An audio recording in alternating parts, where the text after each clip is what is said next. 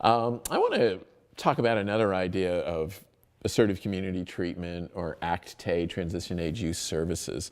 And a lot of teams get confused about this concept, and you're a great group to talk about this with.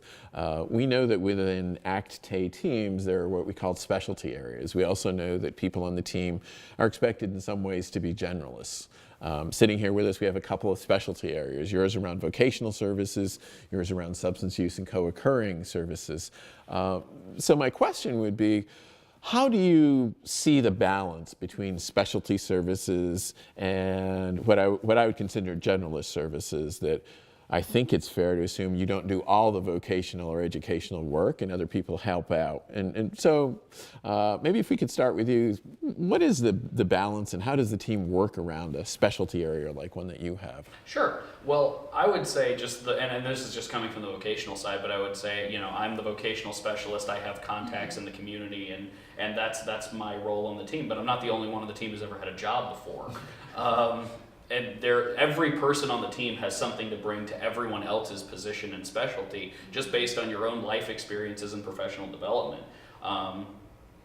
So don't be afraid in your team meetings or in meetings with other providers to discuss how you can be of benefit to them in working with a particular client or in a particular situation. Because you have no idea how much it could help if you've got some relevant life experience that a client may need to hear, that would help them, that I just couldn't provide, or that someone else just wouldn't have access to. So you've always got something relevant to bring to everyone else's position, no matter what. One of the areas that's important to think about, and we have specialists with us here, is co-occurring disorders. We know that folks who are on ACT teams or on ACT Transitional Age Youth team have a really high percentage of substance use. Lots of them may be using substances, maybe multiple substances. So we know it's, interesting enough, both a challenge and a bit of a developmental issue for folks that are served in these teams. I'm curious if we think about that specialty area, what advice would you give to new teams in thinking about providing services for folks that they might be working with around co-occurring disorders? I think an important piece is the idea that this age is age of experimentation. And so there are many people that for social reasons will smoke pot, they'll drink alcohol, do different substances. And it's just a part of trying it out. It's not necessarily at this point a chronic addictive problem. And then we also have clients that I think, because of the process of learning to be an adult, I call it adulting, because it's a big jump to go from being 17 to being 19, and then all of a sudden legally I'm responsible for everything. So sometimes what we find is they don't have a job, they're on their own, they're trying to figure out how to get by in the world, they don't have any support, so they don't have any family to help them through this process. So they get money from selling drugs, they get money from helping other people sell drugs. It cuts off some of the stress.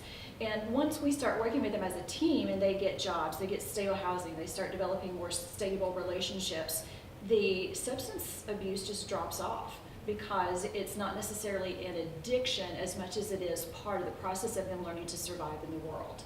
And I think it's important to remember that just because someone's using substances does not necessarily mean it's a pervasive addiction, that there are many parts to why they do that. In addition to, with the co-occurring, learning about their mental illness. I'm doing this to manage my symptoms. These are what my symptoms are. Without the meth, this is what it's like to live with psychosis, and learning to live with that and manage it.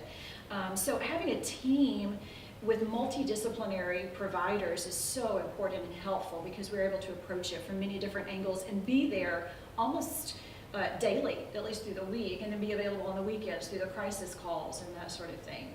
I think another thing that I have found is that what we're seeing as far as addictive behaviors, for a lot of times we're seeing a lot of the video games and the access to the internet encroaching and becoming more like an addictive behavior instead of just a fun thing to do. And so there's that piece of it that with this age, my generation that did not have anything like that whatsoever is having to learn how to help them learn how to have a stable relationship face to face and not just depend on their World of Warcraft game to be able to contact people and have interaction. So I find that that's a new thing for me that I'm having to learn and educate myself on as well on a professional level. There's an awful lot that you put in there, and a lot from thinking about people experimenting to a very high social use and peer use around substances, and then related behaviors such as selling, buying that might be substance related, and then thinking about even expanding that out. I guess one more question, if I could ask you about that. It seems like one of the challenges might be that new teams might want to approach that from a very judgmental way, like you just need to stop that, you need to end that behavior. What might be a more effective way than sort of being confrontational and, with folks around that? I think risk management approach is very helpful. If you're going to smoke pot, let's talk about not doing it before work, because this is what you're going to be doing. Let's talk about it from a perspective of how is it really helping you, and looking at the pros and cons of it. And that motivational interviewing component is so important because as James mentioned, they are in a process where they're looking toward the future. So yeah, it gives you great relief right now, but you're losing your job, you're losing your housing, you're losing your goals because of this behavior. So helping them find the pros and cons for themselves is so important, because no matter what I say, they're not going to listen to me just telling them what to do. They are finding it out for themselves. And it's a collaborative process. And I think being part of an ACT team, it's nice because we collaborate with each other, but we also collaborate with a client. And I often tell them, this is your life. You are the expert in it. I'm just here to help you get from this point to where you want to go next. That's it.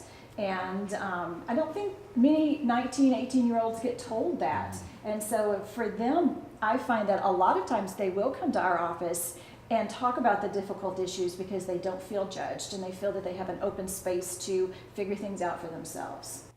So I'm hearing within that too that you're using a lot